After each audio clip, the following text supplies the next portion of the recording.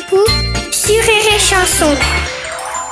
Chère Élodie, hier mes petits-enfants sont venus me voir à l'EHPAD de la couche fumante. Bonjour ma chère petite, quelle émotion.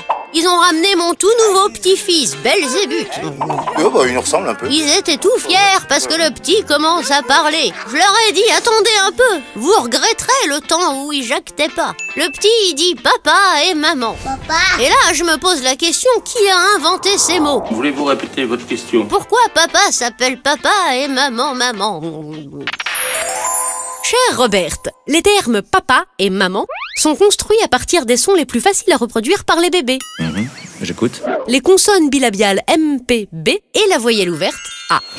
Je connais cette théorie. Ensuite, le bébé apprend les mots que ses parents lui disent le plus souvent, comme attends, tiens, donne, lâche le chat, sors du four, enlève tes mains de ton caca. En même temps, ce serait bizarre si nos enfants nous appelaient par nos prénoms. T'es vraiment un sale petit con, hein. Même si ce serait plus pratique au parc pour ne pas se retourner à chaque fois qu'un gosse appelle papa. J'ai compris. C'est pas simple, mais j'ai compris. C'est ça. En fait, si on s'appelle tous papa et maman, c'est uniquement pour apprendre à reconnaître la voix de notre enfant quand il nous appelle au parc. Ah oui, c'est bien ça. Je ne vois pas d'autre explication. Je te laisse, ma mère m'appelle. Angélique? Oui, c'est moi. Oui maman, j'arrive. Allez, bonne journée Roberte. Merci à toi Elodie Pou. Rire et Chanson.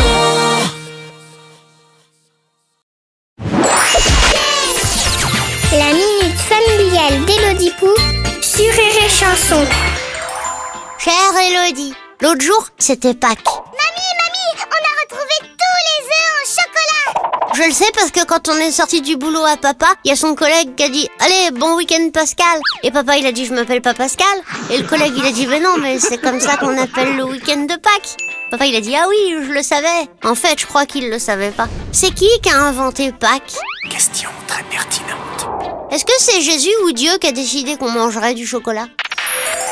Cher Brimousse, Pâques est une fête religieuse chrétienne qui commémore la résurrection de Jésus. On croyait qu'il était mort et en fait il était encore vivant. Alors moi, il m'épate. Comme Loana du Loft 1. Cette fête marque aussi la fin du carême. Cette période de jeûne, autrefois très respectée, interdisait aux fidèles de manger des œufs. Mais c'est impossible. À la fin des 40 jours de privation, les gens mangeaient tous les œufs de leur poule accumulés pendant 40 jours. Oh, ça devait faire des sacrées omelettes.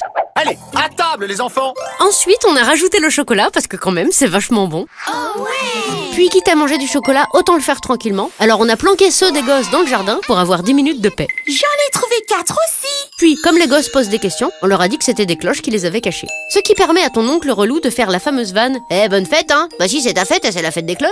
Les cloches ou un lapin, on n'a pas été très raccord sur ce coup-là. Pour ça, j'aurais besoin de 2-3 trucs. En tout cas, l'important c'est de bien cacher tes œufs, toi aussi, le soir avant d'aller dormir. Car on sait tous que sinon, tes parents te les mangeront devant leur épisode de Walking Dead pendant que tu dors. Et après, ils diront « Oh bah non, mon chéri, je sais pas du tout où ils sont passés, tes chocolats. » Et après, on se demande qui sont les cloches. Allez, bonne journée, Brimousse. Merci à toi Elodie Pou. Rire et Chanson.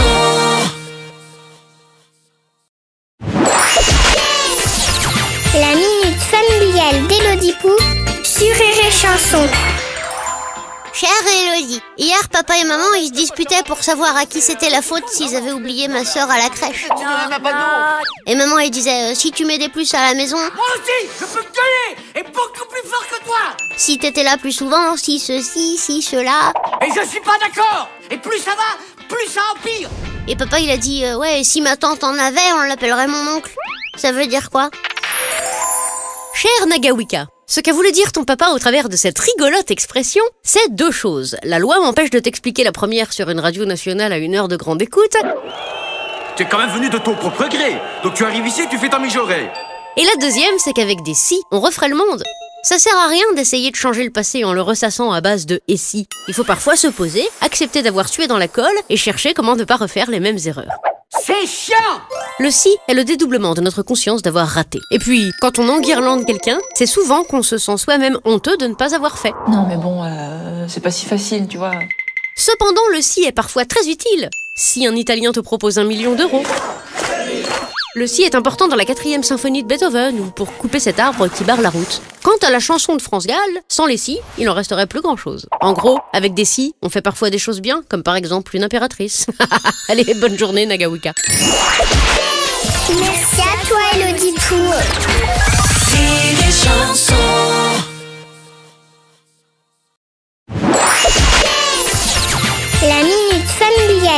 Elodie Pou sur Rire et Chanson. Chère Elodie, à chaque fois que la dame de la cantine elle ramène les plats sur la table, S'il vous plaît, on s'écoute un peu. elle demande qui c'est qui mange à l'ail. Et ceux qui lèvent la main, ils ont une autre viande que la nôtre. Je crois qu'il y a plus d'ail dedans. Comment ça se fait qu'il y en a qui mangent plus d'ail que d'autres? Mon copain Hakim, il a dit que c'est ses parents qui ont décidé ça. C'est vrai? Est-ce que la viande à l'ail, elle est meilleure que l'autre? Cher Barbac, si certains enfants doivent consommer plus d'ail que d'autres, c'est pour repousser les vampires. non, je plaisante. Ceci est un malentendu. La dame de la cantine veut savoir qui mange halal. C'est un mot arabe qui veut dire que la personne qui a tué l'animal dont est issue la viande l'a fait en respectant tout un protocole compliqué. Je vous ai compris.